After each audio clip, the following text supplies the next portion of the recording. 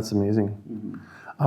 We were talking today at Dan's house a little bit about the concept of reindigenizing. Yeah. Is that a term that you come across and use periodically? Is there?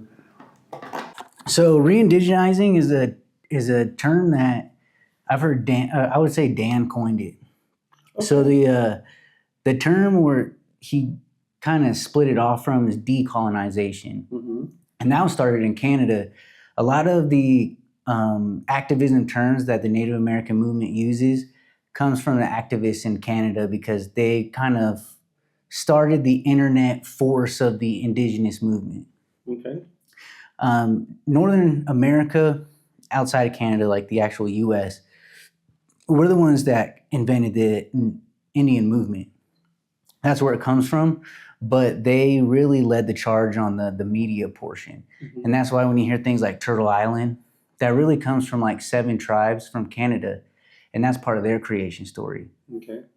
So it doesn't even match a lot of the Indigenous culture's creation stories, but we use it now because it's kind of been synonymous with the Native American movement talking about North America. So today Dan was talking about reindigenizing, and I asked him what he meant. And there was a few other women there who seemed to know what he was talking about. And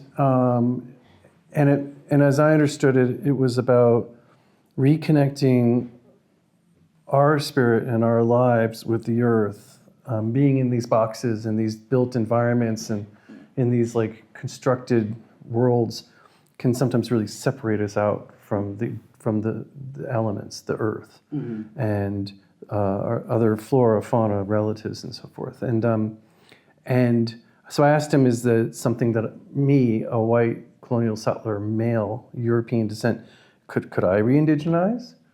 And he said, well, absolutely. And in fact, I mean, you're indigenous to America. And I was like, what?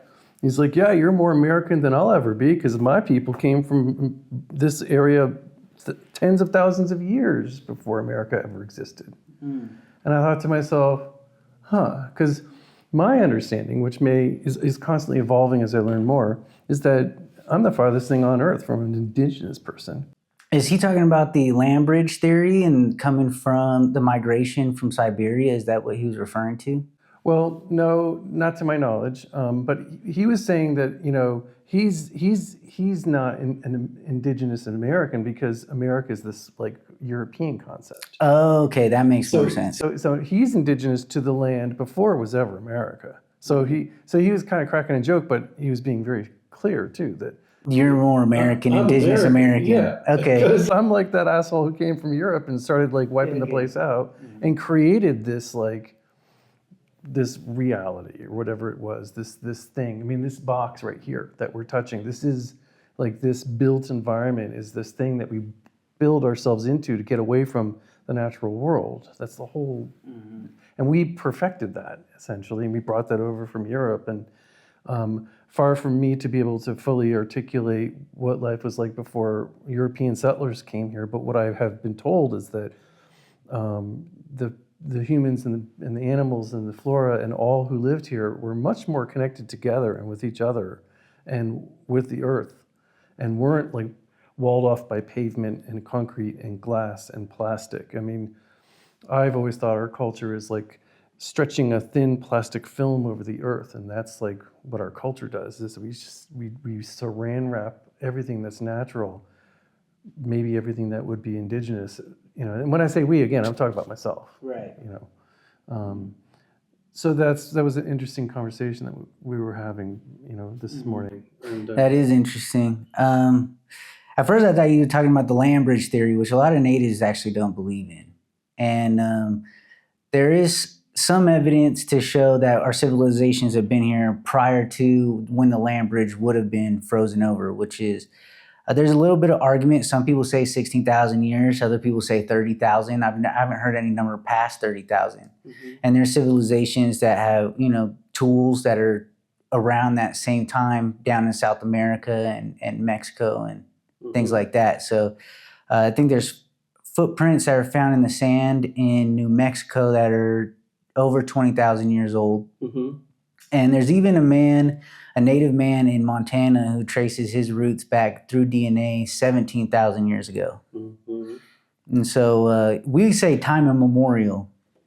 And it's hard because anthropology is rooted in racism. Mm-hmm. And so it was really founded as a way for the European colonizers to figure out a way to explain why they're superior.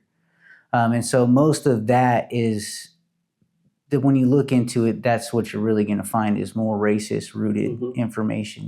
Yeah, my understanding of anthropology and archaeology is this like inherently racist science to go and study these peoples and these cultures and this living history in a way that allows us to like put it like in a diorama and kind of like study it as this thing that is not us. I mean, again, when I say us, I'm talking like white European colonial settlers, and use this anthropology and archaeology not only to like control the history, but to just, you know, the history is written by the winners. Well, we're gonna use anthropology and archaeology to control that history and that narrative, and then we'll own it.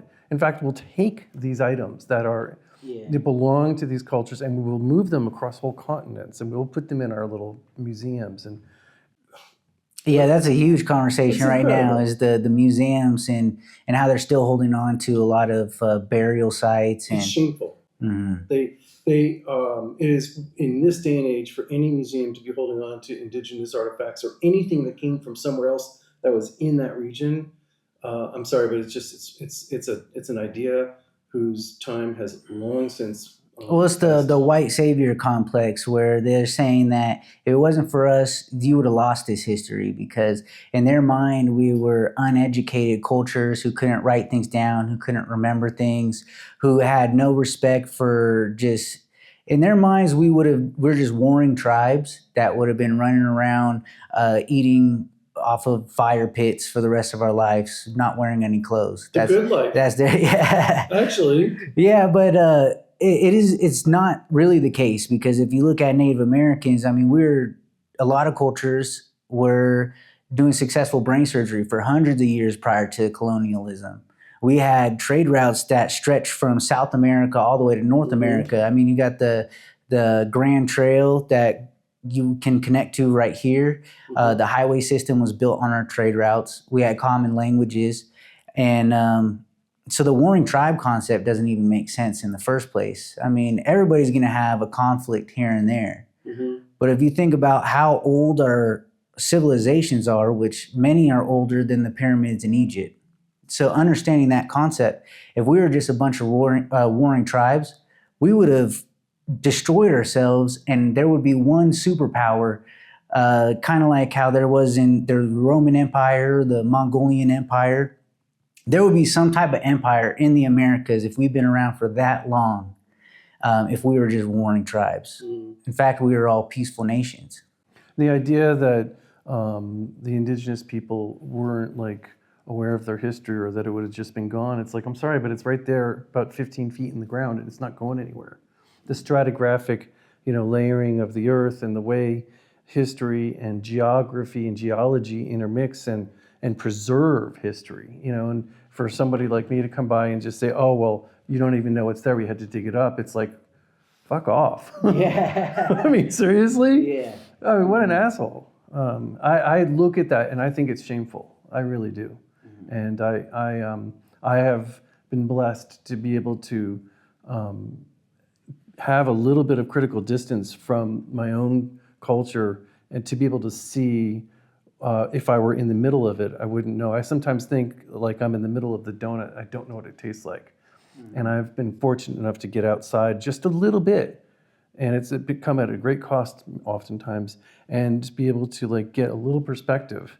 And then while I'm out there, have a conversation with you and other folks, and be able to like learn even more and get a better perspective on like really what is going on. So many, and myself included, people have been so entrenched in this culture and in this world that I grew up in, that for a long time it was hard to really get any perspective. And sometimes we'll hear, oh, historians, history helps us get perspective on things. And notwithstanding who writes history, but just this idea of having some kind of physical or temporal perspective can be helpful to get a better understanding of really what's going on and such.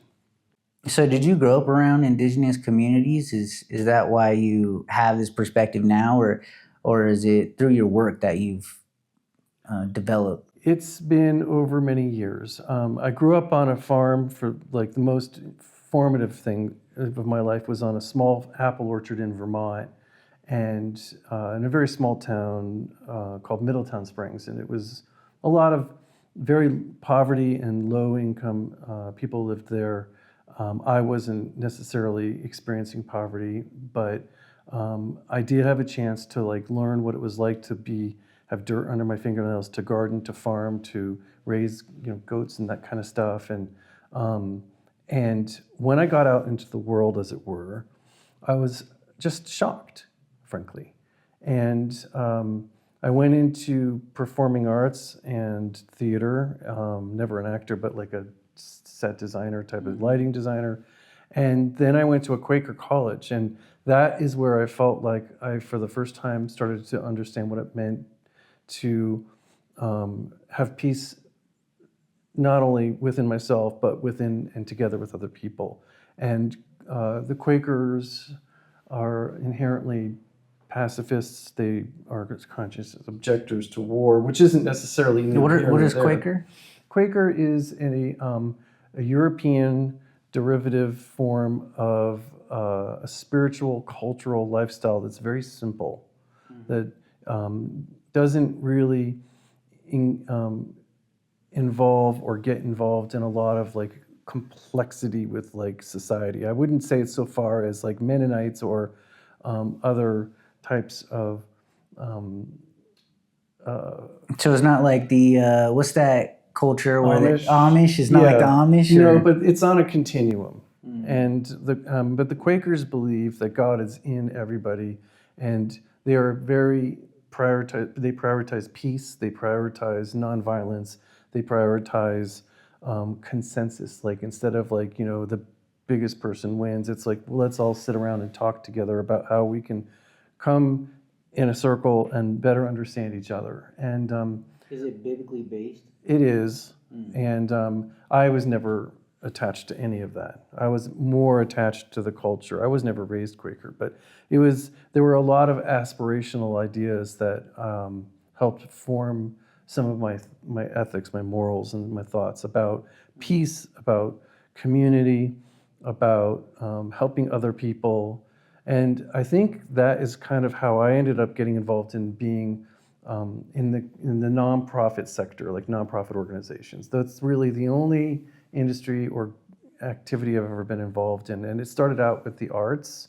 And then after about 15 years, moved out of San Diego and came into Southern Oregon and went from working in the arts to having a small, like 5-acre farm. I want to avoid using the word homestead because there is nothing more evil than the Homestead Act and all the homesteading that came out and just wiped out like the entire what is now the United States of America. I mean, so I don't know what other word I can use because that's the word that's been used. But homesteaders are really big into permaculture, at least.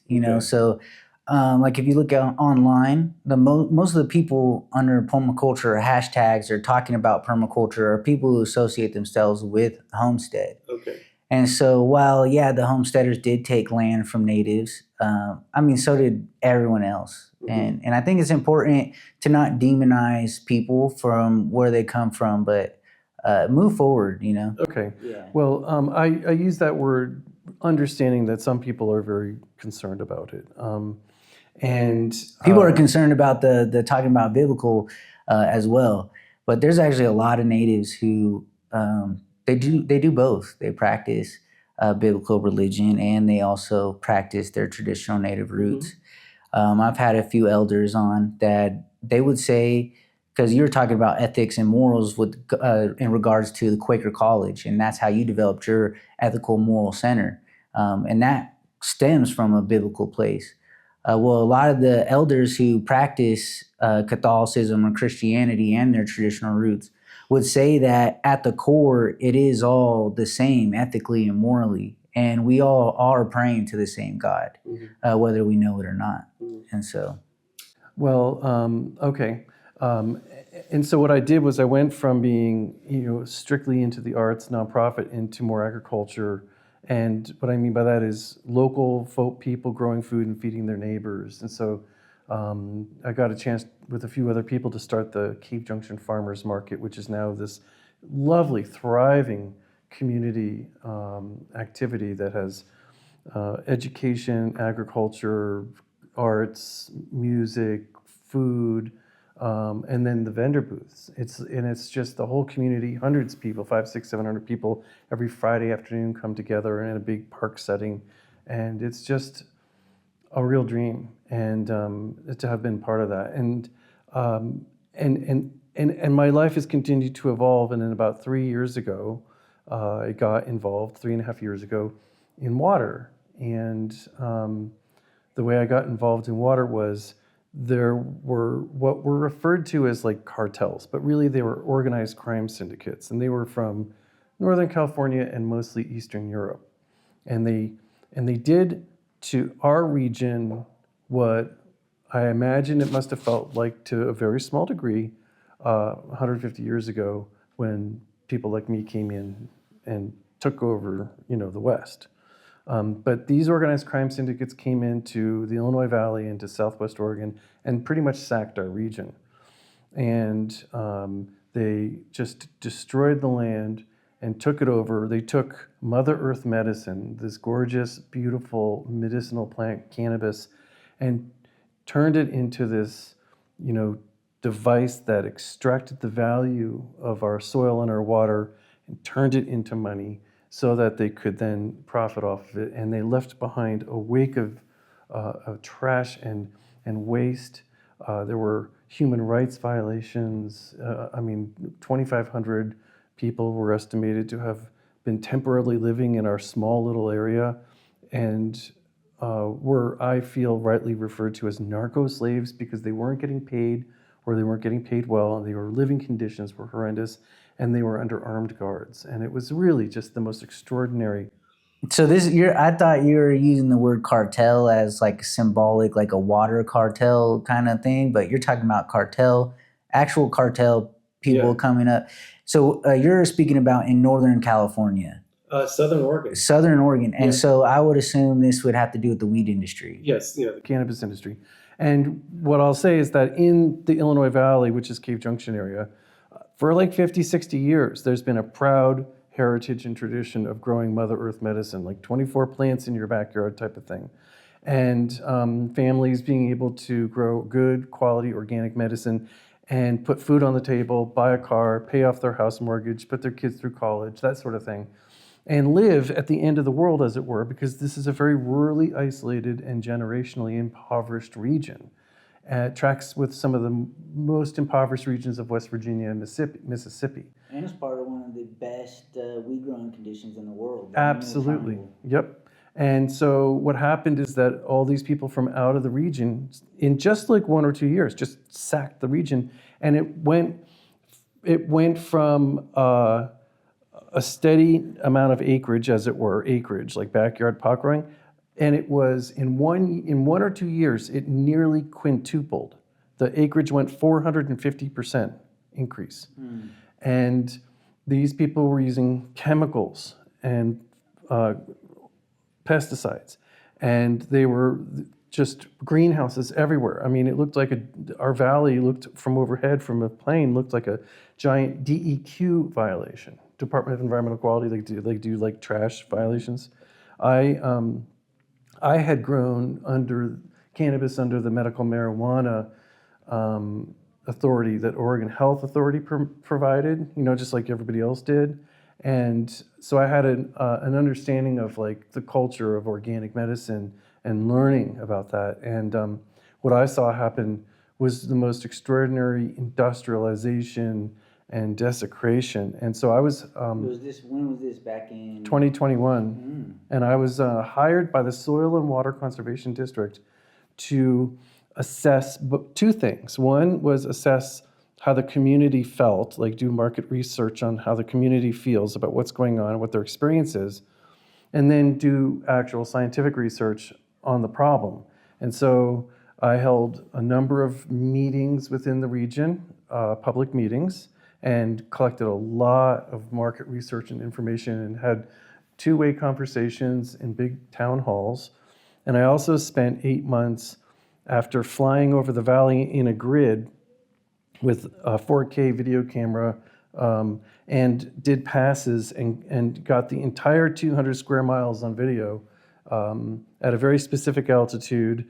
And then I took all that tape and identified over 1,000 cannabis grows and plotted them on a very ultra high resolution background map.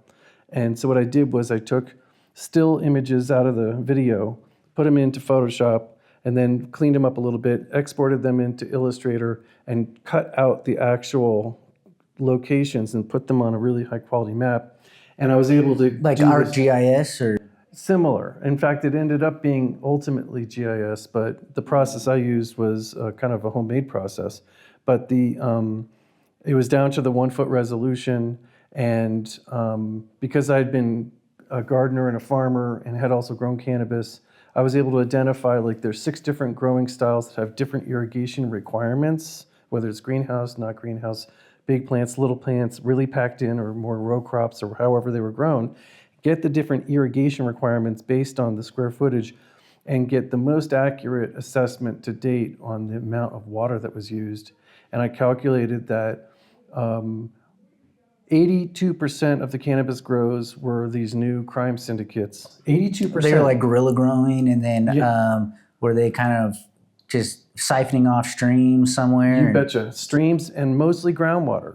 And all the groundwater is hydraulically connected to the stream. So when you suck the groundwater out, the stream dries out because the water table goes below the stream. And I calculated that in one summer, just these unlawful cannabis grows took a 500 million gallon drink out of our watershed. And we're talking 8 miles wide by 24 miles. Oh my gosh. 500 million gallon drink. And that just shut off. I just saw it flash up. Because you're talking about cannabis. Oh, really? Yeah, but you should be fine. Okay. Don't worry about it. If the TikTok goes off, it's fine. Yeah, okay. Well, so anyway, If anything, just supplement the word. You betcha. Yeah. You betcha. Yeah. So the amount of water that was taken out was, if you were to measure an equivalent, it's as if you were to shut the Illinois River, which is the main stem river that goes through the Illinois Valley and gives it our name. And it's the main tributary into the Rogue River. Mm-hmm. You shut that down for an entire month during the summer. That's the volume of water that 500 million gallons is. Jesus. And so Dang. that got my back up. And they obviously don't have approval they're stealing this water. That's all water theft. It's not permitted. Nope. They don't own these lands. Nope. They're just up in the hills somewhere. That's right. Oh no, they're right in your face. In fact, actually, there was no effort to hide these grows. There was, when you go near quintupling, a 450% increase in acreage, they were just like right there everywhere. There was no hiding them. You could see Did they them buy the everywhere. land at least? They were leasing land and they were buying it.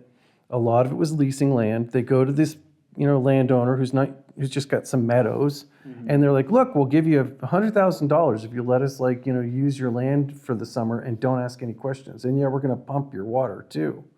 And the people were like, they just took the money. Well, they probably also don't really got an option. It's like, take this $100,000 or we'll burn down your house. There is no question that there was an enormous amount of pressure. Every one of these grows, and I'm not exaggerating, had armed guards carrying black guns, those assault rifles.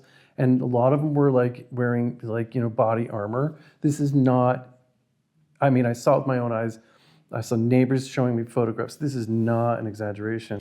Well, that's been an issue for years. For years, my grandma, back then she went by Sabrina Gautier. She was a reporter for I think like Channel 5 News, and she would get on helicopters and they would be flying around these groves and they would be shooting AK-47s up at them. And I think that was back in the 80s. Mm-hmm. So yeah, it sounds like it's just continuing to get worse. And at this point, everyone's knowing about it. There's got to be someone getting paid off about it. Well, so what happened is that it kind of blew out of control in 2021, and the market expanded so much. Plus, they found out that I was mapping them. I was not mapping them for enforcement purposes. I was doing it for water purposes, but they really created a lot of anxiety. Plus, the sheriff was coming in and just bulldozing whole 100-acre groves, and so in 2022 it quieted down quite a bit. It was still an increase over years by a substantial amount, but it had quieted down quite a bit. And since then, it's quieted down a bunch. They oversupplied the market with all this cheap Budweiser, product, and it just put everyone out of business essentially. Yeah, the market went down to $100 a pound, and nobody can make any money. Families that used to live and grow small amounts and do an honest living and were doing no harm to anybody. The water use was never a problem. There was never any violence. They were stewards of the land. They were small backyard gardens. It was just not a problem. Yeah, my grandfather, a lot of natives, I wouldn't say, let me not use the word a lot because I want to paint a negative picture, but we are in Northern California, Southern Oregon. Marijuana, it just grows naturally here. So natives use that type of stuff as medicine. Same thing with tobacco, and they'll have small grows near their house or on their land. And my grandfather, we used to have a Aubrey Ranch. Well, we still have an Aubrey Ranch, but it used to be 20 acres, and he was growing his own personal. It was rather large, but the Forestry Service came in and basically said, "Hey, you're going to go to federal prison for the rest of your life, or you got to give us all your land." And they stole our land. And so now the Aubrey Ranch is really just a small plot with where a lot of the Aubreys get buried there. They stole your land? Yeah, they stole the land for sure because of that. And so they have the capability of shutting things down if they really want to. It seems like they only care about taking native land and not about the cartels that are probably greasing their pockets. So there were a lot of anecdotes. Nothing was ever proven, but I heard this from people who live next door to these crime syndicates and so forth, that there was payoff money not only to officials, but also to neighbors, to just be a good neighbor. And when I say officials, I'm not talking the police. I'm talking state agency officials. And the police in Josephine County and Jackson County, they would never be bought off. But the state agency officials is a whole different issue. And there were also other types of private sector individuals who interface with state agencies who were alleged to have been bought off as well. So this is about water, right? Yeah. So what is the solution, or where is the conversation going regarding the water that's being stolen? So what's interesting is that my organization and I made the argument, along with another gentleman by the name of Gordon, who's one of our board members, said that it's not a beneficial... For what organization? For Water League. Water League. Yeah, Water League. Incidentally, our mission is to engage the public in water stewardship. And we made the argument that it's not a beneficial use of water to irrigate these unlicensed cannabis plants. And the term beneficial use is a settler colonial idea that when the miners came and took over land and took over water. The Siskiyou Water Council is also known as the water miners, right? That's what I refer to them as. Yeah. I don't think they would call themselves that, but that's what I call them. But the miners in 1850, 1860, in the 19th century, they came in and started just taking rivers and using them and diverting them and drying them out. And they got into fights and bar fights over the water.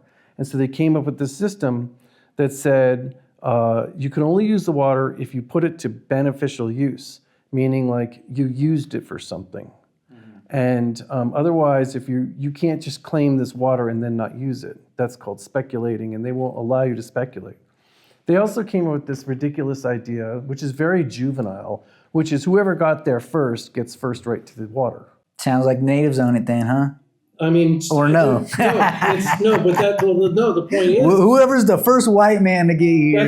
That's right. They made this idea. It's called prior appropriation. Whoever appropriated it first, prior, but it had to be a white man, right? And in fact, that's how they took your water. That's actually how they took it. And they did not recognize, at the time they didn't recognize, they are nowadays, but at the time they didn't recognize. Was this prior to the first dam being built? So this was probably late 1800s, early 1900s. 1840, 1850, 1860, in that vicinity. Yeah, because I think the treaty was signed in 1860, somewhere around there. I could be wrong, but by Ulysses S. Grant.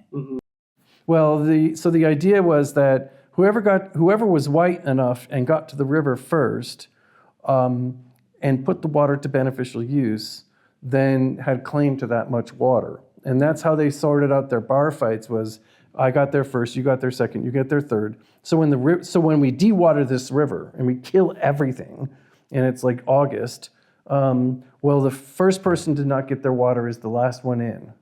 And then the second one, and then the last person standing, the person who actually gets to dewater that stream by like September, is the person who got there first. And all of these people were supposed to have been using the water for a beneficial use, right? And it was largely understood to be just beneficial to them. Well, in the 20th century, they had to like really get a hold of this because it was just like they're destroying water sources all over the West, especially California, Oregon, you name it. Yeah, water basins just sucked dry. That's right. Yeah. That's right, destroying the water sources. And so they ended up having laws and enforcing the laws, which meant you had to have a water right now, that kind of thing, for large amounts of water. And this idea of a beneficial use started changing, and it didn't have to just be a beneficial use to the one user. It also had to be in the overall public interest. So for instance, Billy over here might be pumping this river and then pumping it dry by like September or something. And as long as it's benefiting him, fine. But then in the 20th century, it had to also be in the greater public interest, this water use. Because it turned out that they made a law that said all the water in the state of California or Oregon belongs to the public. It's a public resource. And so now all of a sudden, you're not just accountable to yourself, you're accountable to everybody else. And it doesn't mean that Billy's water use over here must necessarily be a public benefit to the public. It just can't be a detriment or an impairment or a harm. It might benefit the public, but really what it meant. That's the loophole they found within the law. So what it meant was that at least Billy's water use over here couldn't harm the public. Right? And that's when organizations in the 20th century started saying, hey, the way he's using that water over there is like harming the public. It's harming the public health, safety, and welfare. And that includes the ecosystem they rely on, right? And so all of a sudden that started creating like all sorts of like different levels of accountability. And so what Water League and what I have been doing is arguing that too much water that is being pumped from aquifers and from rivers is not in the public interest. It's really only in the interest of the user. And people looked at me at first and were just like, fuck off. And I'm like, no, let's have a look at one example. Here's an organized crime syndicate. They have 250 narco slaves who are not getting fed properly. They're living in greenhouses and they're not getting paid. And they're at the end of the season a lot of times. Yes, and they're being held under gunpoint. And And this organized crime syndicate has 1.6 million square feet of greenhouse. There are huge quantities of fertilizer and chemical waste and fecal matter waste and other solid waste that are being dumped on the ravines and in the riparian areas. It's going into the streams and into the fields and meadows and forests. And so there's not only human rights violations, but there are serious waste violations. They're also destroying the cannabis market, and they've basically like treated our region as if they're warlords. And so their water use might be in benefit to them, but it's not a benefit to everybody else. In fact, their water use is a significant negative impact to the ecosystem and to the community. And all of a sudden that woke people up. And so there were two laws that got passed as a result of this. One of them was, it said that municipalities cannot cash in on the green rush and sell bulk water from a city to unlicensed cannabis grows. And that was House Bill 4061 in 2022. And that's because they recognized it's not a beneficial use of municipal water to be delivered or trucked to a site where these illegal activities are going on. Well, then the state was saying, well, you could have a 100-acre illegal cannabis grow and you can water it if you have a water right. Because in Oregon, like California and elsewhere, if you do irrigation, for instance, you need a water right. Mm-hmm. Well, our sheriffs in Jackson and Josephine County and the state police and the communities are all trying to deal with the scourge of these organized crime syndicates. And it's like, wait a minute, they're using water in the commission of a crime, and you're saying that that's okay? Dang, somebody notified Donald Trump. Oh, no, just kidding. And so what happened is that the state passed a law, Senate Bill 326, and one of the sections in that law prohibited using water from a water right to irrigate unlicensed cannabis, meaning it's not a beneficial use of water to irrigate unlicensed cannabis plants with a water right. Mm-hmm. Now, it's always been illegal or unlawful to irrigate anything, tomatoes, potatoes, whatever, without a water right, right? When you're talking like large-scale commercial farms, essentially. And so what the state did was it acknowledged that it's not a beneficial use.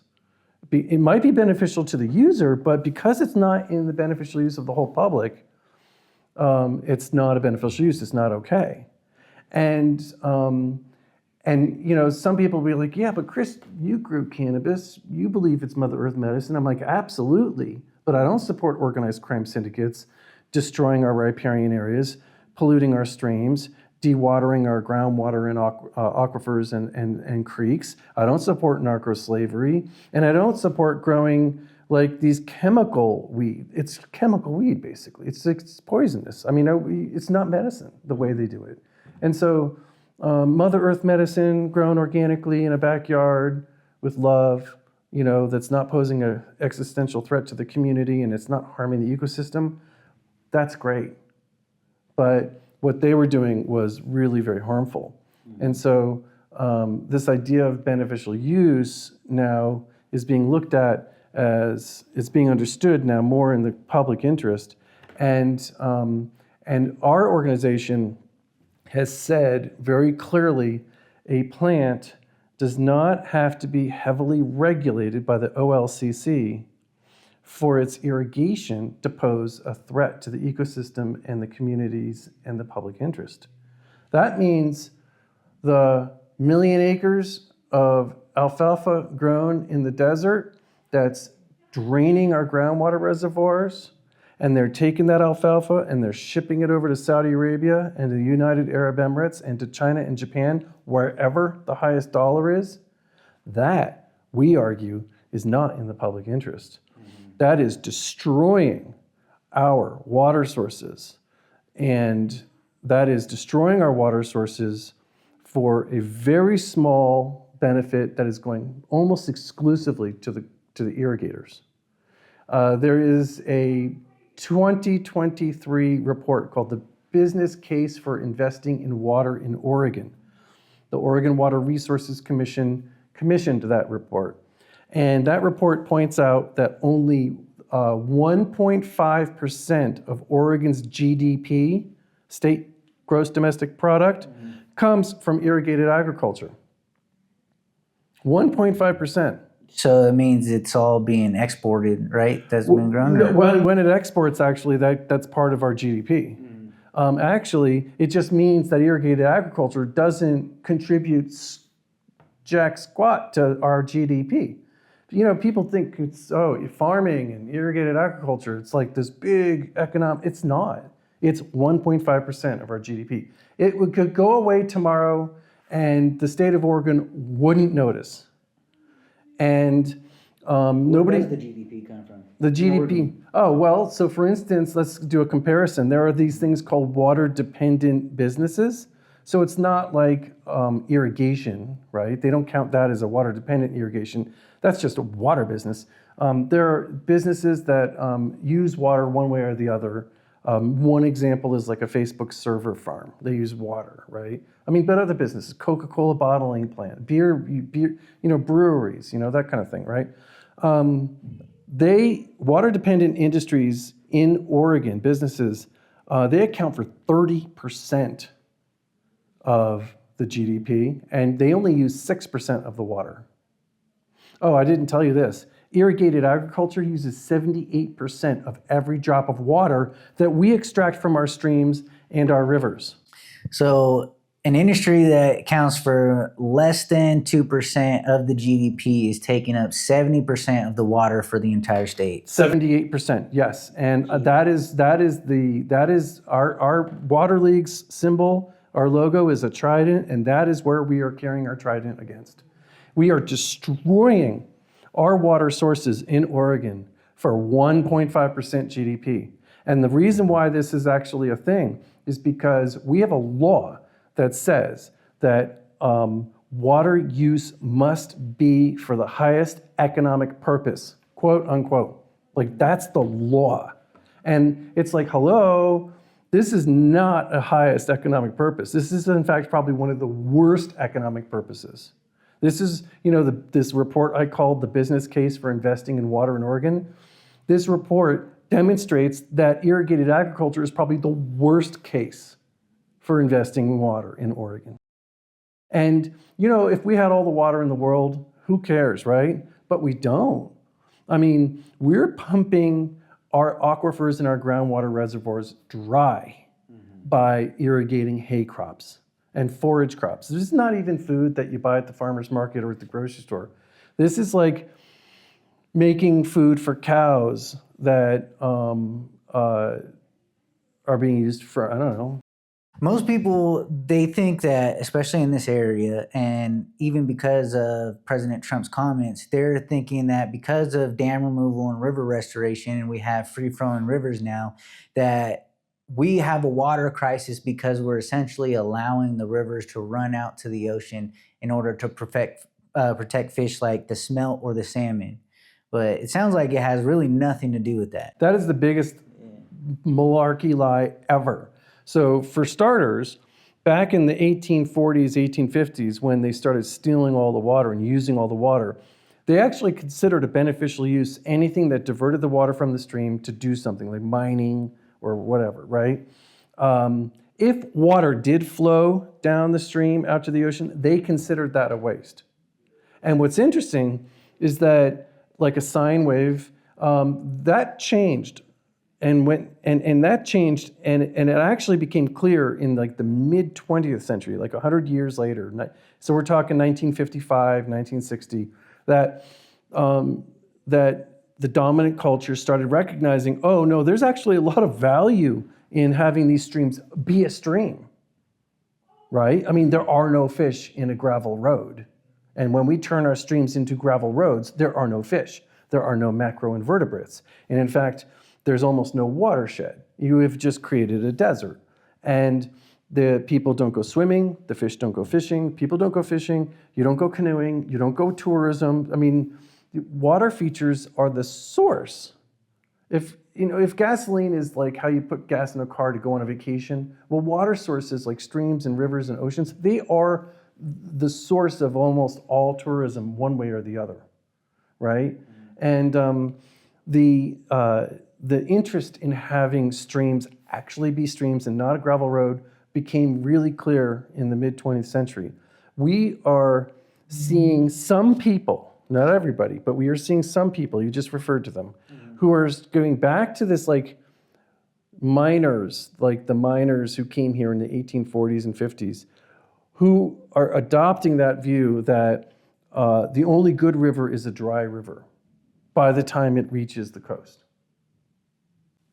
Yeah, that's insane. That's just insane. And if you ask almost any normal person on the street what they think, well, they would just say the same thing. That's just insane. What happens is that there are some people who make their living pumping rivers dry.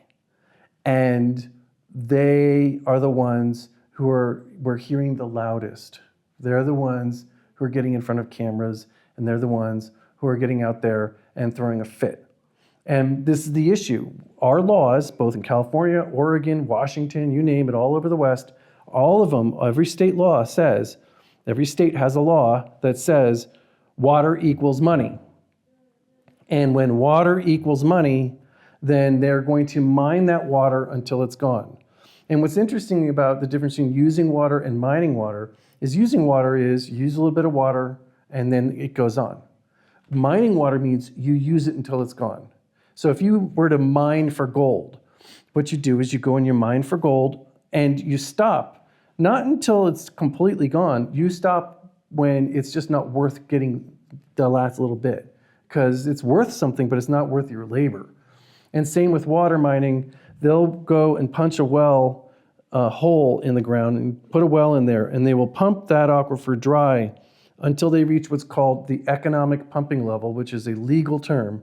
And the economic pumping level, for all intents and purposes, what it means is you pumped until it wasn't worth pumping anymore. It costs more money to get the water out of the ground and use it than the water value, than you get out of the water value. I've done some very, anybody can do the calculations, but you go and you get a bunch of USDA information, and it says, alfalfa is running in 2020 $205 per ton. Well, we're getting about 4.5 tons of alfalfa per acre. Well, it's $943 per acre in alfalfa. Well, we use 2.5 acre feet of water pumped from a well per acre, which means we use so many gallons, right? Based on how much money comes from alfalfa per acre and how many gallons you get, the calculations I've come up with is that it is 1/9 of 1 cent per gallon. So, for instance, if you're growing alfalfa in eastern Oregon, it is 1 gallon of water eventually becomes 1/9 of 1 cent if you're growing alfalfa. And they grow alfalfa because that's the highest value crop right now, right? They'd be growing something else if it was a higher value crop. They're growing alfalfa because that crop unlocks the most money per gallon, and it's 1/9 of 1 cent. That's what it was in 2020. And what they can do with all of the hydrologic studies that they can do is they can get an idea of how big the aquifer is, and the transmissivity is how fast the water flows through the aquifer horizontally along a hydraulic gradient. And they also can tell you what the storage coefficient is. So if you have a glass and you fill it full of marbles, and you can fill it with water, the different size marbles and the density is the storage coefficient. It tells you like how much water can be stored in there. Anyway, between all this information and how thick the aquifer is, they can basically tell you how much water is in there. And based on what annual recharge is coming into the ground from the winter, and what you're pumping out and what's natural discharge into springs and streams, they can basically figure out very accurately how much money is in the ground. And you better believe they're going to mine that water until there's nothing left, and they know how much is in the ground. And when irrigators are saying, well, we need to do conservation, like, what do you mean we need to be doing conservation? We've been telling you that for 100 years. Well, now the reason why they want to do conservation isn't to save water for somebody else or for the groundwater dependent ecosystems. It's actually to extend by another 10 years or 20 years how much longer they can pump out of the aquifer. They're gonna pump the damn thing dry. It's just a matter of how much longer is it gonna take. And so conservation is about just using less water today so that I can get so many more years of irrigating, because they know how much water is down there. So who are these irrigators? We say the water miners, right? But Yep.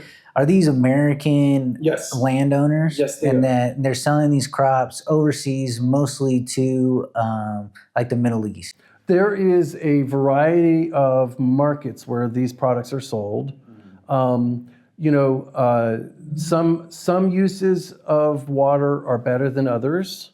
Some uses are more beneficial than others. Some are a highest and best use, like your domestic well that you use to drink water and to water your horse and your goats and your cat and dog and do your dishes and take a shower. That's the highest and best use.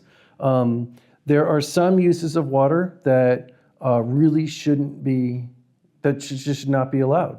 And they've already outlawed some of them, right? Like, organized crime syndicates growing unlicensed cannabis and having those huge problems we talked about earlier. Well, with regard to alfalfa, we argue that if you're growing alfalfa in a desert, if you're draining that aquifer, and then you're shipping that alfalfa out of state or out of the nation, then that is a not beneficial use. It's not in the public interest, especially since it makes so little money for the state. 1.5% GDP for every piece of irrigated agriculture, whether it's carrots or carrot seed or anything, right? And so we're not even talking about like the human food that we eat. We're talking about animal forage crops grown in a desert, shipped out of state. And there are a lot of forage crops that are grown in Oregon that feed Oregon animals. There's no question about that, right? Our organization argues that we probably should not be growing any animal forage crops in the state of Oregon if they are harming the groundwater dependent ecosystems and the streams. Because we can just go and truck those bales of hay into this state. Think about this. There's a large export market of forage crops all over the country, right? And in Oregon like imports almost all the food we eat, almost all of it. To be clear, Oregon exports 80% of all its agricultural crops, 80%, okay? And with it goes all our water, right? We get water coming back in the winter, usually. But we've had a mega drought in the last 25 years.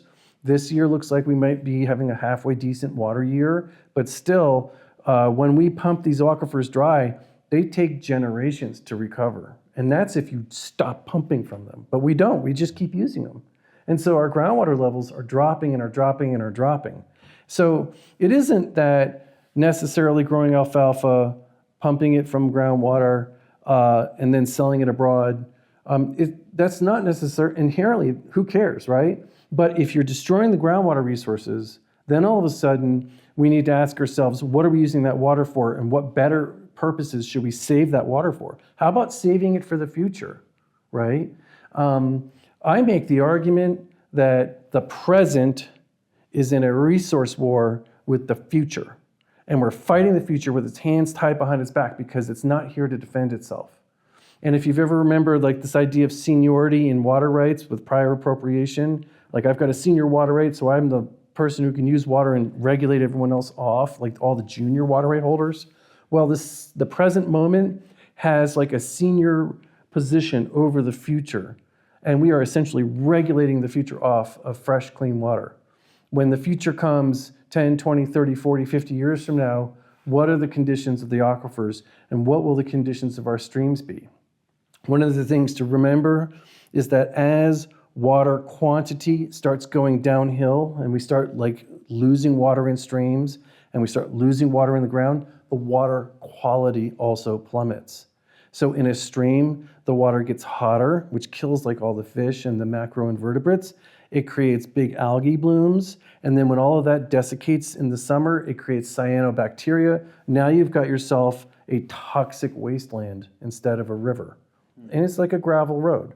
And then with groundwater, what happens is that as you start to drain the aquifers, they get saltier. We're not like talking necessarily table salt. We're talking all sorts of mineral salts, alkalis and so forth. And so all of a sudden that water now is unusable. And so we argue that the non-beneficial use of water in the present is harming the future.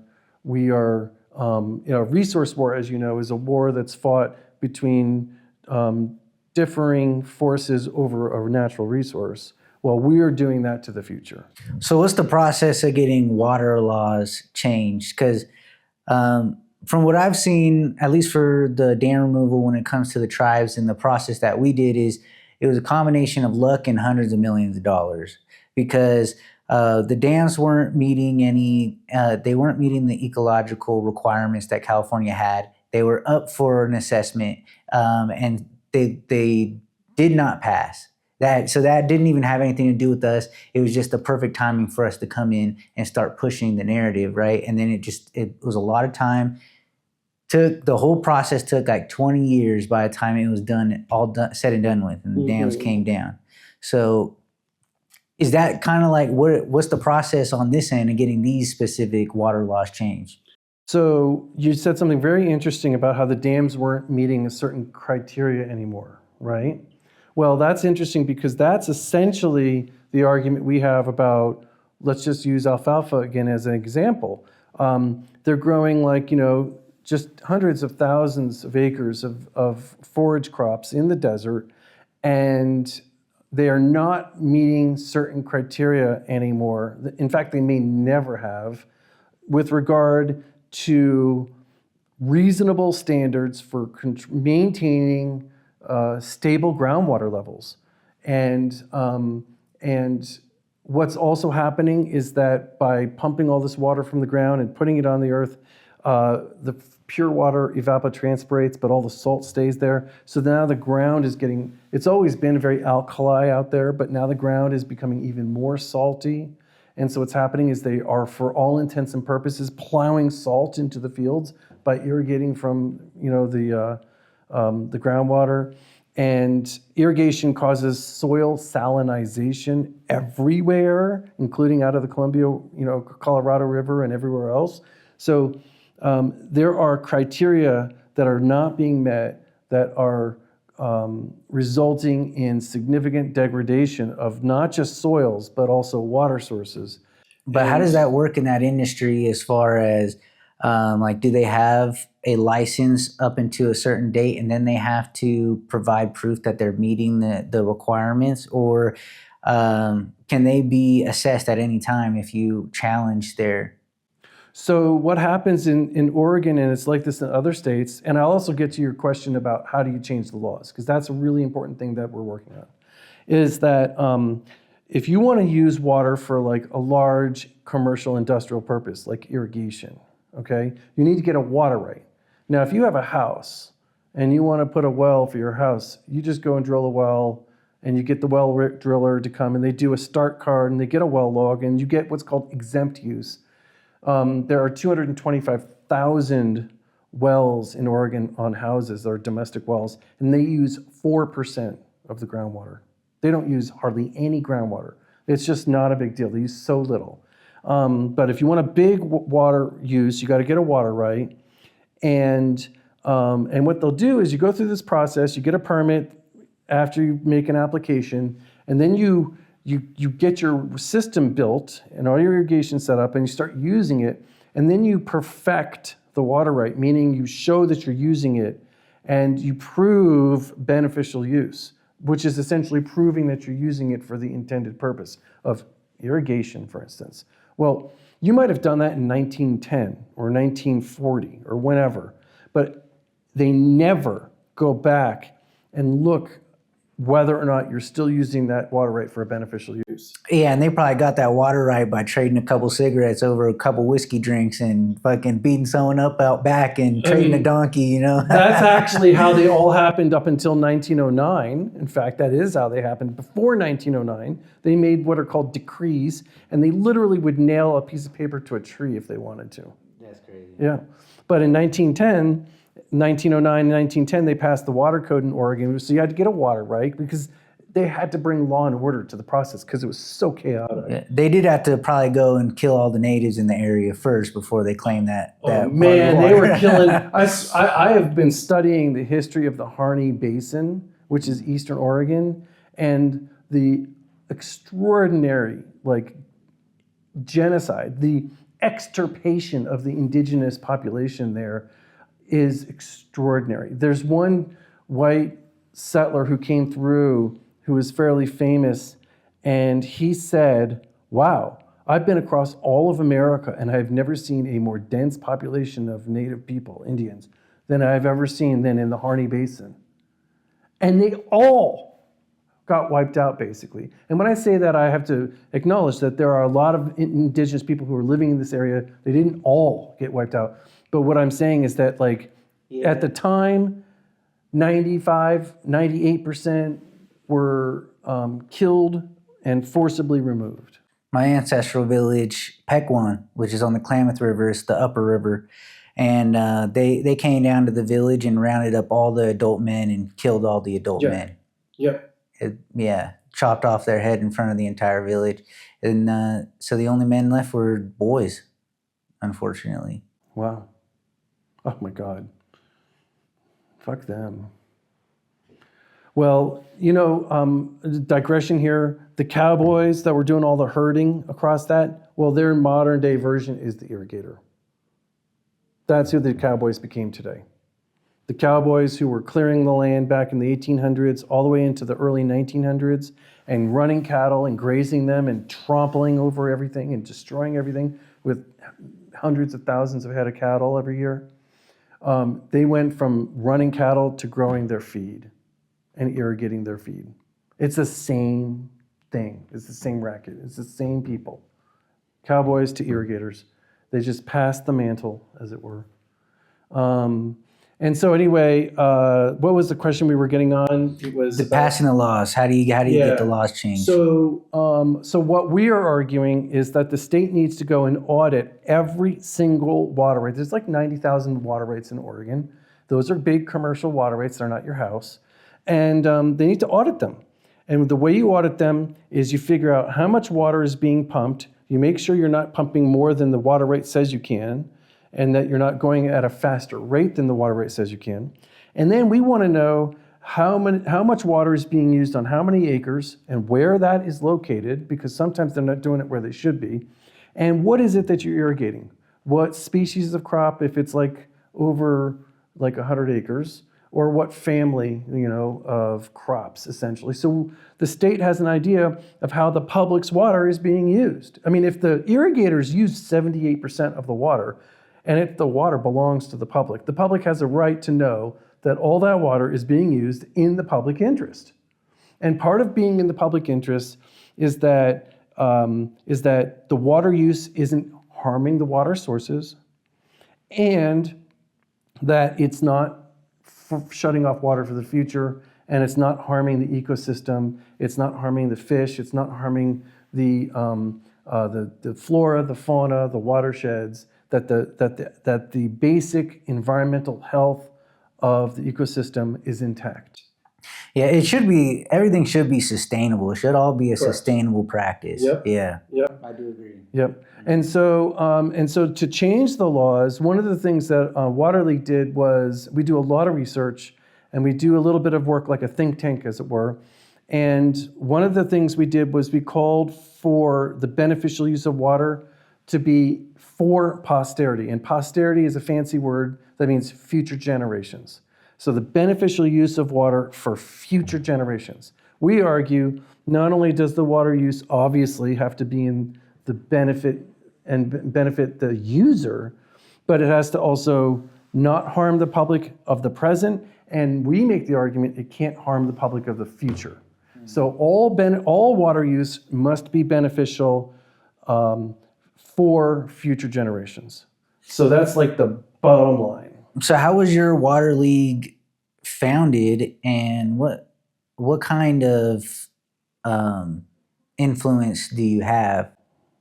So we were founded in mid-2022, and what happened was a number of us got together, and I had just finished that big cannabis impact report for the Soil Water Conservation District, where I studied how these organized crime syndicates took a 500 million gallon drink out of our watershed and demonstrated how that was not a beneficial use.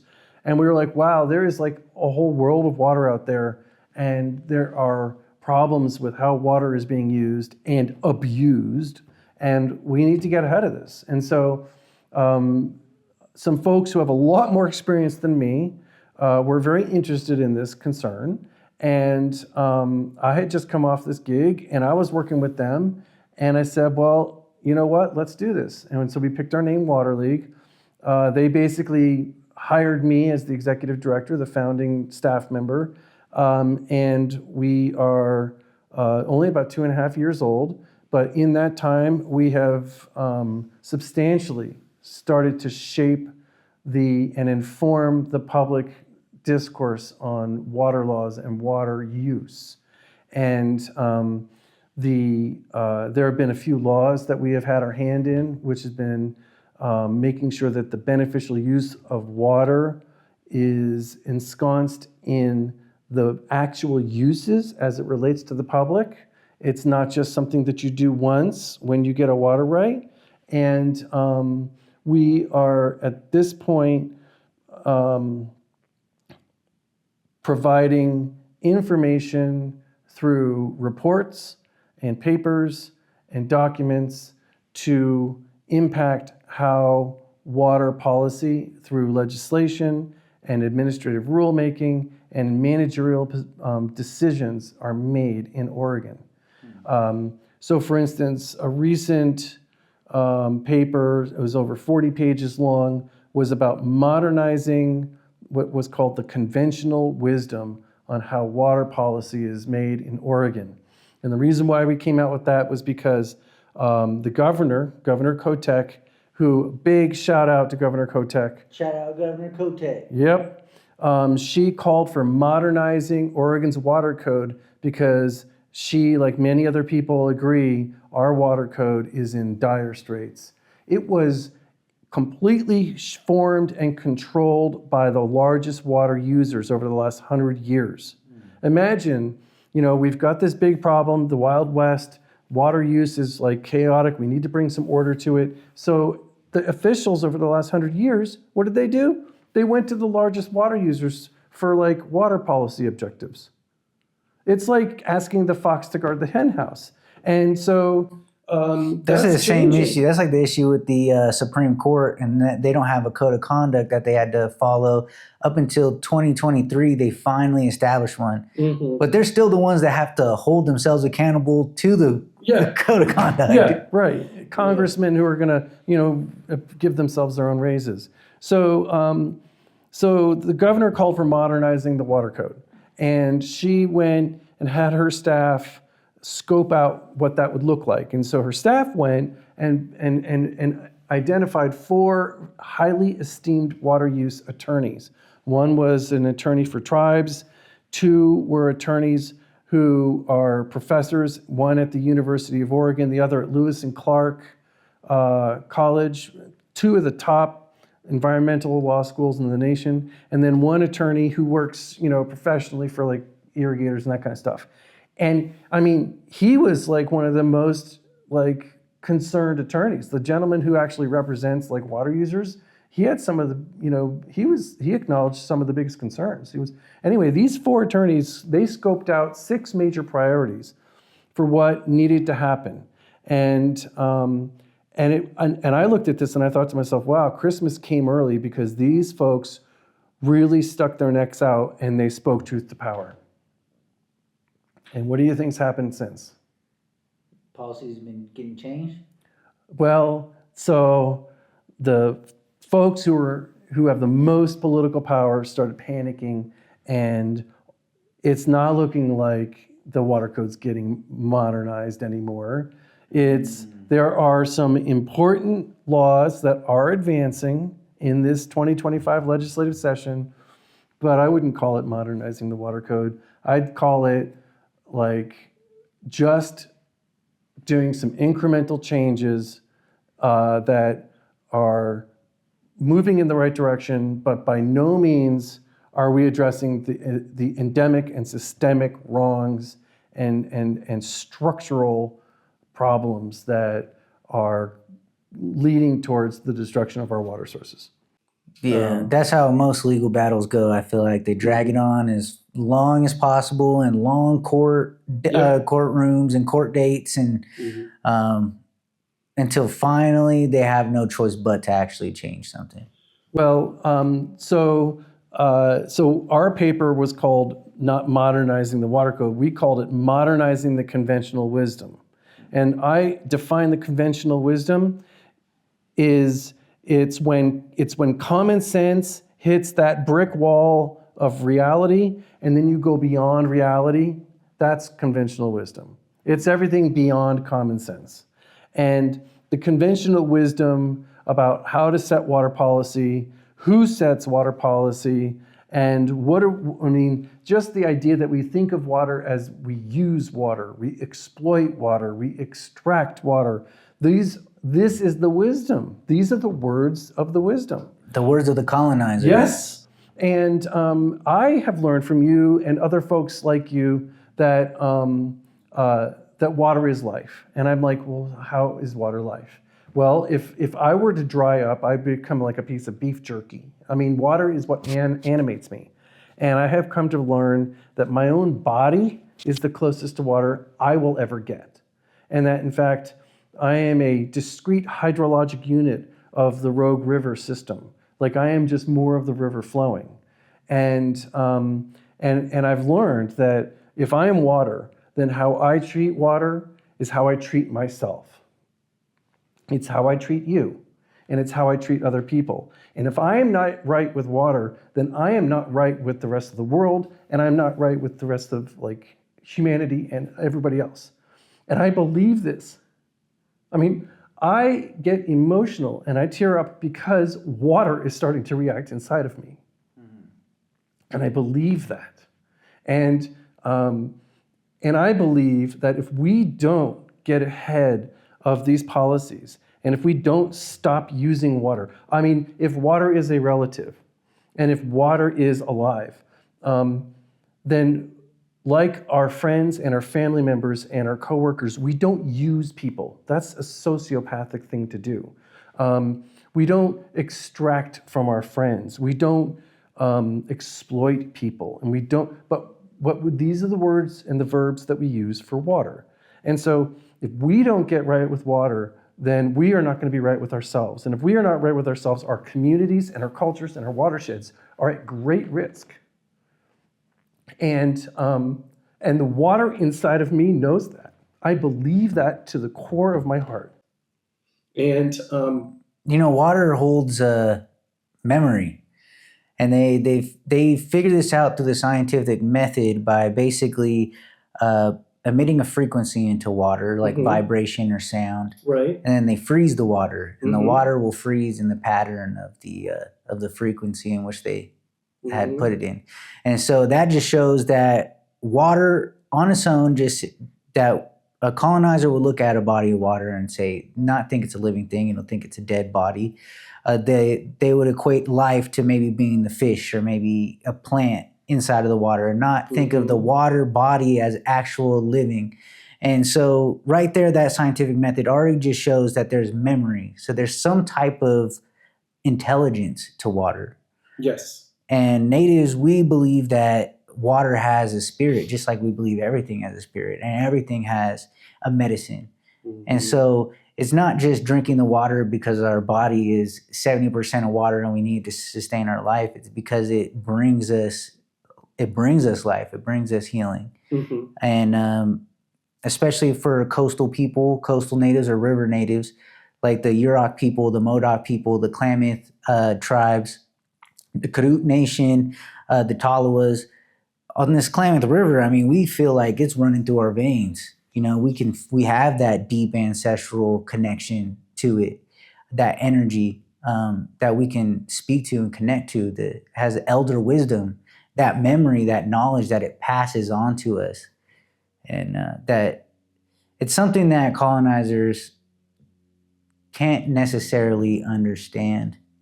But I appreciate that it's something that you recognize and you're helping pass that on. I recognize that I am lucky if I'm learning to understand that. Because I think that it would be, I am on the path, I hope. I have faith that I'm on the path. But to think that I could understand it, if anything, water understands me before I'll understand water. But I would like to think that I can at least do no harm and do right by water, for sure. And if over the course of the rest of my life I could begin to approach your understanding of it, that would be a real blessing, for sure. When I'm thinking about modernizing the conventional wisdom, I'm talking about that level of understanding. And it's not like I can carry that message, but what I can say is I can speak to my own people. Like I think of myself, and I mentioned this to you the other day, I'm cleaning up my side of the street in terms of the white hegemonic power that came here over 150 some odd years ago, 100, 200 years ago, and started just destroying everything that had been in balance since time immemorial. I mean, really, it took us less than 200 years to screw everything up. And so it's all I can do from now until I die, that I can work to clean up my side of the street. I can actually talk truth to power and help others understand what it is that seems really obvious to me. And in doing so, bend the policies and bend the bad ideas away and flush them out and then step out of the way for someone like yourself to come in and actually show it how it's done. Because I'm not here to actually replace necessarily these bad policies with something I've come up with. I'm here to clear them out of the way for others who actually know better. I have been referred to affectionately as a bulldozer. And first gear, blade down. And if I can blade my side of the street clean, then somebody can come behind and they can plant flowers behind it. They can come behind it and figure out what is something, another alternative. Preferably the one that's been here since time immemorial. But speaking truth to other white people who, and I mean European centrics, those who came here and settled here and took this place over after extirpating the indigenous population and really killing off almost all the beavers, cutting down all the trees 2 or 3 times so far, and turning the tree hills into a cornfield essentially, destroying the rivers and just now draining the aquifers. I mean, 60 million buffalo. 60 million buffalo slaughtered. Yes, and so what all I can do is to try to stop the damage, stop the people creating the damage, stop the people who think that this is a good idea to create all this damage. That includes the people who think that water is wasted if it goes to the ocean, right? That's a bad idea, and do what I can to take responsibility. I will be told by other people who look a lot like me, Chris, don't take responsibility for slavery. You weren't alive back then. Or don't take responsibility for the extirpation of all the indigenous people. You weren't alive back then. And I'm like, fuck off. I am armed to the teeth with privilege. And how is it that it got that way? I was born into some of the world's most extraordinary privilege the world has ever known. And I benefit from all of those systems. I benefit, and it's a shame, and I am shameful. It is shameful to benefit from those horrible acts. And the first step is acknowledging that benefiting from those horrible acts is must be accounted for. I mean, here, I was born into this world, and here's my lot. This is what I was given, and this is what I took. And now, as an adult, I can stop and I can think for myself and I can say, no, this is wrong. No, actually, I'm going to take a different pathway. You asked me earlier, following the influence of my college years at a Quaker college, that is where I learned to think for myself and where I learned to question the surroundings, the political surroundings, the social surroundings, the economic surroundings, and question the authority and question, like, well, how did this happen?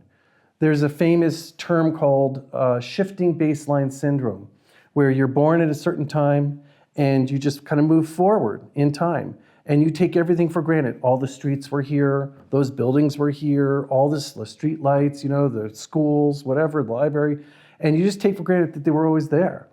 But if somebody came to Oregon who was here 300 years ago and saw Oregon today and saw like Medford or Grants Pass and saw like how they developed the land, they would be stunned. But we're born and we come here and we don't think anything of it. That's because the baseline from where we started was like where we came. And so I came into the world at a particular baseline, and I, as a young adult, started realizing, oh no, this isn't right. This is not the way it should be. There's something wrong here.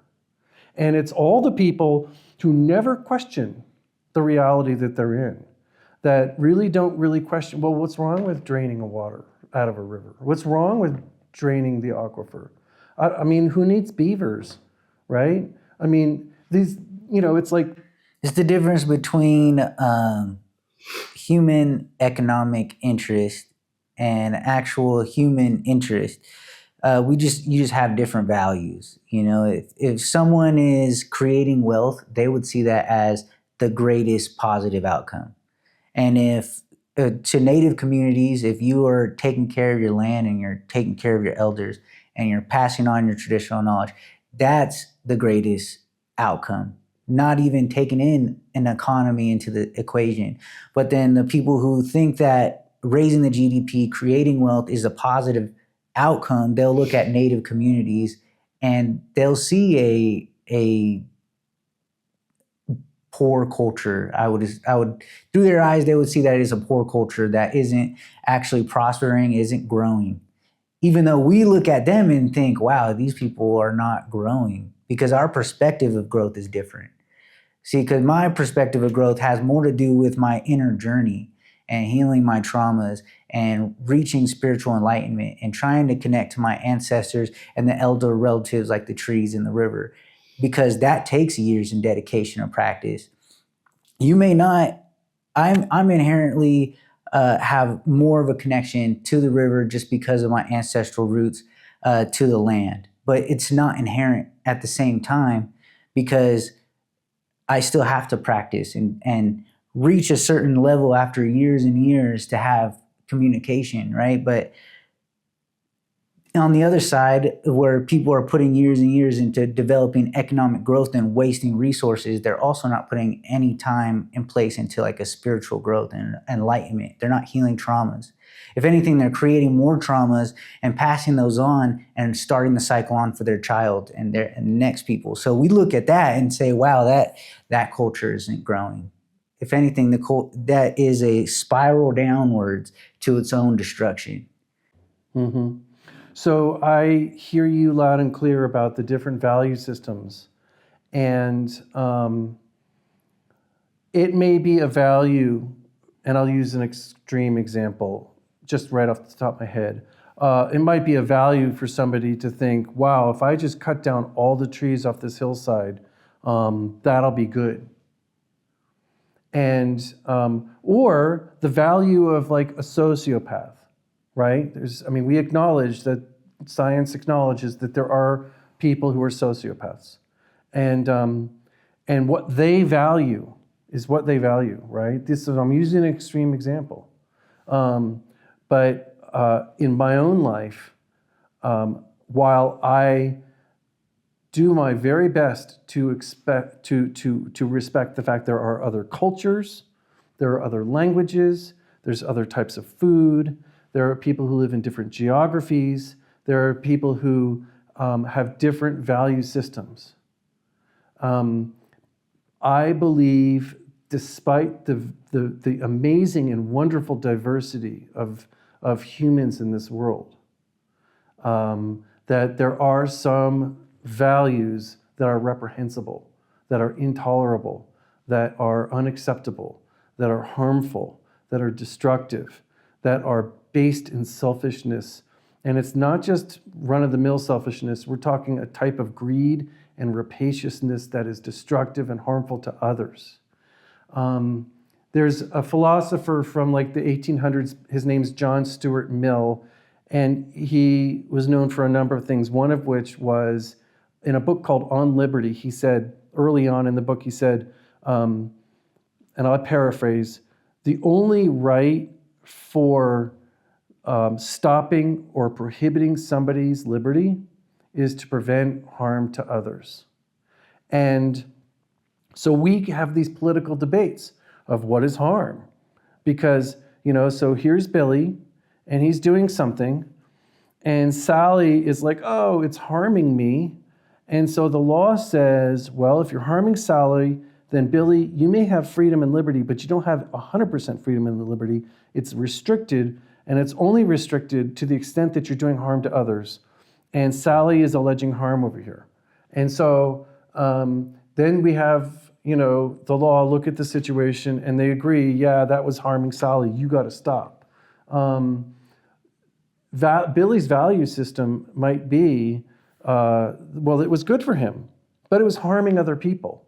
And so I look at the organized crime syndicates who came and sacked the Illinois Valley and Southwest Oregon in the last several years. And they pumped all this water, and they destroyed so many water sources that are rebounding, but still, they caused a lot of harm. And to them, it was just great. We're going to make a bunch of money. We exploit all this human labor. We externalized all these costs onto the environment and the communities that we were in. And now we're going to take the money and run. And to them, that was a good value. But to the rest of us, not so much. And what that means is that it reminds us of this, a classic debate throughout all centuries is the tension between individual interest and the public interest. And the individual interest sometimes has to give up a little bit in order for the overall public interest to be served. Another famous book by Sigmund Freud, it's his last book, it's called Civilization and Its Discontents. And in civilization, there are always some people who are discontented because in order for us to civilize and get along, we have to give something up. And it's a little bit of freedom and liberty. And that means you just can't go and do whatever you want. You have to stop for red lights.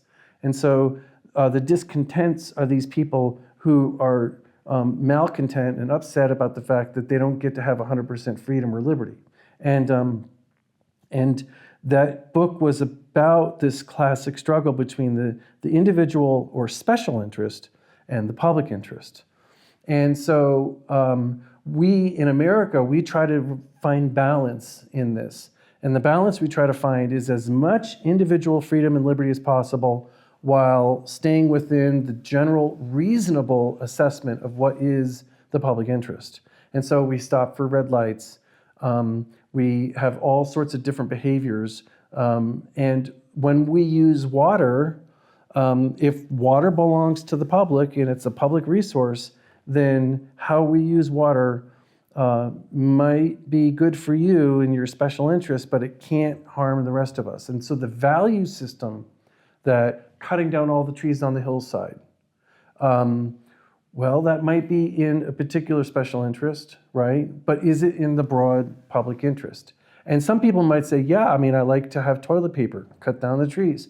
I might like to use pads of paper. I might like my cardboard box shipments from Amazon. We use paper for a lot of things. And so there is a public interest in like pulp and in using trees to build houses and stuff like that. It's not it's not it's not infinite. It's not indefinite.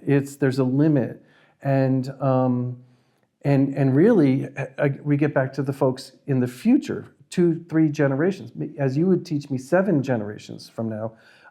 When we cut down all these trees, when we get rid of all this water and we use it all up and we relocate it, or we change the quality so it's not potable or fresh. How does the future feel about that? And so we have to think about the future public interest and what are their value systems, and we have to act outside of our own special interests sometimes. To me, that just sounds like the idea of ownership.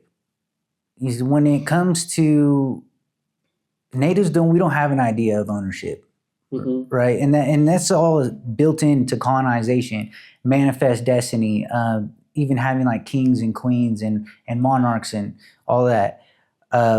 It's the idea that you can own something. I mean, and it even goes down to slavery, because slavery has been a part of the human civilization for thousands of years. You can own a person, you can own the land, you can own the water, you can own the sky. But in native cultures, we don't see it that way. We see that we belong, we are a part of a system. Just like how the squirrel looks for nuts and like the bear hunts for berries, and there's just like a circle of life that happens. The eagle comes and gets the squirrel, the bear gets the fish, and everything is in balance. There is humans, we are a part of that balance, or at least we used to be. We should be. We're no longer a part of that balance. We're just kicking down the wheel and taking everything for ourselves, and that's that colonizer mentality. Yes. And the ownership is this idea that we can take. Usually if we say like my brother, it doesn't mean that I own my brother. It's a way of saying my relationship to my brother, right? There's a difference, like my wife. It's not like I own my wife. It's a relationship to this person who I'm in love with. And so this idea that we can own things, it's as if everything we own is we enslave. It's the slave mentality, really. And what happens is that, myself included, is we are born into this like particular society here today, which is, I think you could largely say it's an ownership society. And it's both in ownership and not ownership. It's like there are people who own things and there are many more people who don't own anything. And the idea that you can segregate between the owners and the not owners for the most part, and having control over something as if you own it, like property or people, it's really just a slavery mentality, and it's a way of it's as if everyone is their own little country, and this is the thing, these are the stuff I have, the things I own, and it just ends up it actually leads to the exploitation of those things, because as soon as we use it up, we discard it and we don't own it anymore. So if you have a mining claim, right, for gold or water, it's all gone, you walk away from it, right? I mean, we have whole garbage cans and landfills and transfer stations filled with trash. We did individually own these things, right? Like these glasses, but these glasses, these will end up in a landfill at some point. In fact, so everything that we say we own, it's really, we possess it and we guard it with our force, whatever we have, until we've used it up and it's destroyed, and then we discard it into the landfill and get rid of it. And so this idea of ownership feels to me like it's this term that we use for possessing something until we kill it. And that's and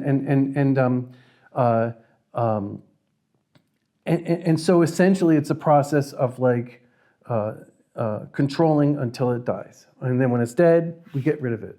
I mean, everything we see in our lives that is part of the built environment, my hat, the phone, the glasses, all this stuff, it's going to end up in a landfill. It might get recycled once or twice beforehand, but it's all going to end up in a landfill.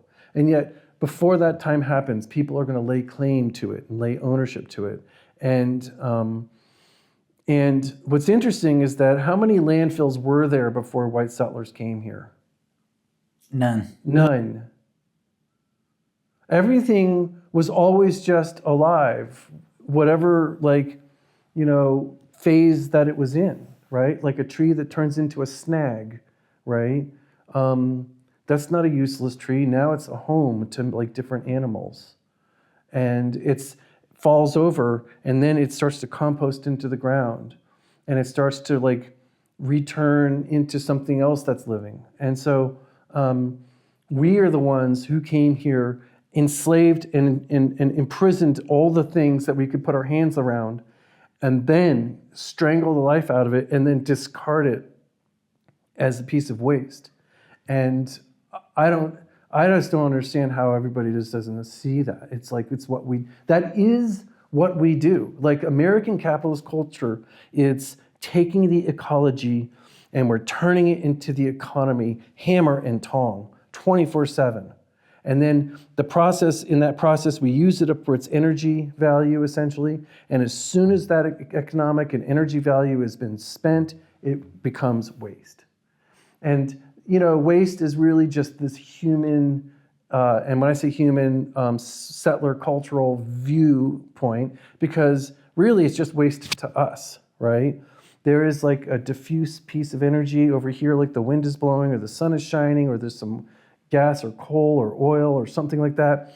We extract it and we use it, and then it becomes diffuse again, whether it's CO2 or it's excess heat or it's some other, or all of this work ended up with trash in the landfill. And our relationship with it is that there's something we can't use, we use it in the pipeline, and then we shit it back out onto the earth as something that we refer to as waste. And it's that middle period of time here where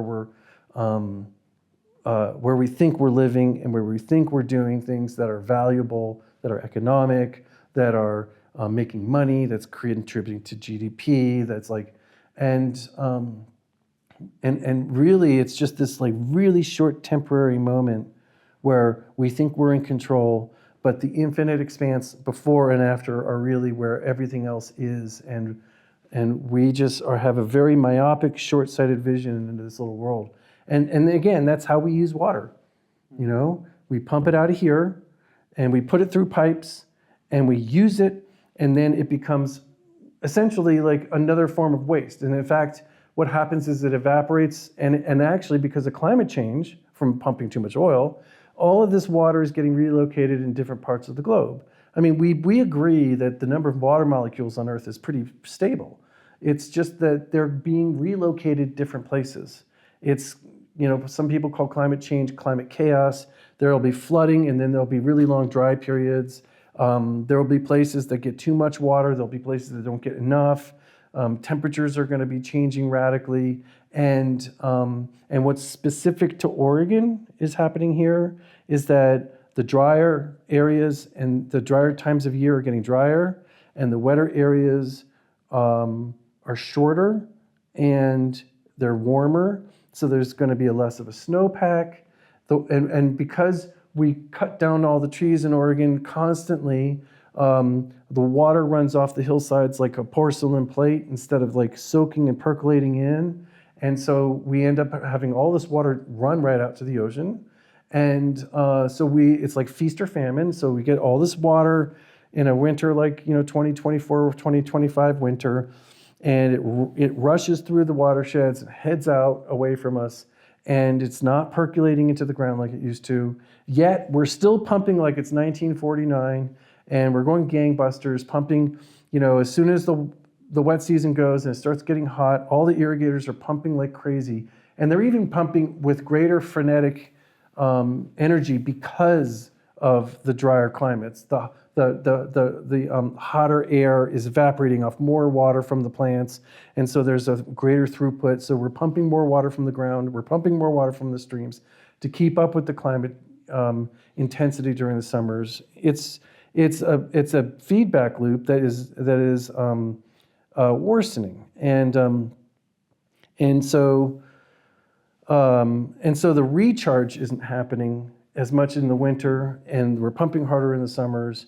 And so it's this little spot that I was telling you about here in the middle that we think we control, you know, and really what's happening is that we are making life more miserable, not just for ourselves, but for the plants and trees and the flora, the fauna, and all other creatures. And as the water comes from the ground in the rivers, and we use it, and it gets relocated somewhere else on Earth, and it doesn't come back in the winters like it used to, we're in the process of seeing significant change. Yeah. Well, that was amazing. I really appreciate you coming in and sharing all that information with me. It was really a lot. I definitely wanted to learn and get a perspective of what is happening with all the water, since it's such a huge conversation, especially surrounding the Native communities up here. And I really appreciate where you come from in recognizing the impact from the European colonizer communities and apologizing. You don't necessarily have to apologize, but that recognition of the damage done, it does go a long way to Native communities. And so I know a lot of people hearing you talk about that would appreciate where you're coming from. Is there anything that you would like to close out with? I want to thank you for this opportunity. It's a real honor to be able to speak with you and talk with you about these ideas and about these concerns. And it's a real honor to be present for everybody who has a chance to listen to us and to our conversation, to be present for you and to think about how the water use that we experience today will impact you and will impact river-dependent communities, frontline communities, groundwater-dependent communities, urban communities, and the ecosystems that we all rely upon. And know that we all have a responsibility to ourselves and to each other to be truthful and honest about the circumstances and think beyond just the present moment and think about how we're impacting the future. Appreciate it. Thank you. Thank you guys for watching.